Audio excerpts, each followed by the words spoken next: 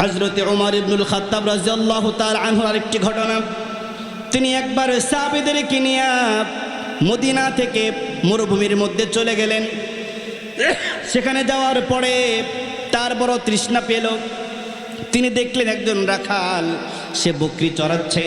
রাখালকে ডাক দিয়ে বলতেছে, রাখাল আমি বড় তৃষ্ণার্ত, আমাকে একটু দুধ পান করাতে পারবে কিনা? রাখাল ডাক দিয়ে বলে, না না, আমি আপনাকে দুধ পান করাইতে পারবো না। যদি পান করাইতে পারতাম ভালো লাগতো, কিন্তু পারতেছি না। তার কারণ হলো এখানে যতগুলা বকরি দেখতেছেন, একটা বকরি আমার নয়, সবগুলা বকরি হচ্ছে আমার মালিকের। কার? আমার মালিকের বকরি। আমার মালিক আমাকে অনুমতি দেয় নাই, আমি তো তার বাড়িতে দাস, আমি তার গোলামি করি, তার ছাগলগুলো নিয়ে এসেছি, কেমন করে আমি আপনাকে দিব? এইবার হযরতে উমর ইবনুল খাত্তাব রাদিয়াল্লাহু তাআলা আনহু তার ঈমানটাকে পরীক্ষা করার জন্য ডাক দিয়ে বলতেছেন, ভাই শোনো, যদি দুধ পান না করো তাহলে এক কাজ করো, একটা ছাগল আমার কাছে বিক্রি করে দাও। বলে, কি বলেন?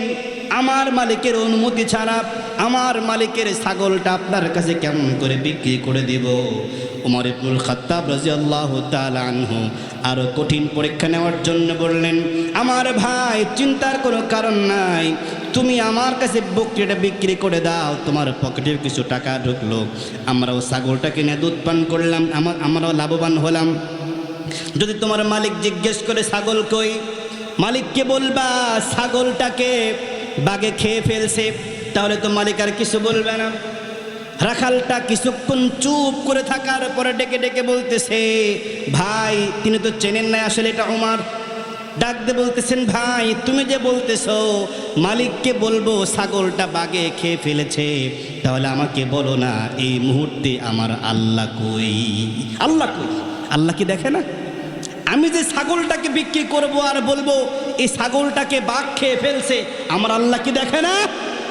আল্লাহু আকবার জোরে করে বলে। মরুভূমির ভিতরে যেখানে কেউ নাই, আমিরুল মুমিনিন বলছে ছাগল বিক্রি করে দাও, আর বইল ছাগলে বাঘে খেয়ে ফেলছে। আর ওই ঘটনা ওই সময় অহরহ হতো, ছাগল চড়াইতে যেত, বাঘে খেয়ে ফেলত। এটা একদম কমন ঘটনা ছিল। তারপরে তিনি ভয় করেছেন কাকে? আরো জোরে বলেন কাকে? হযরতে উমর।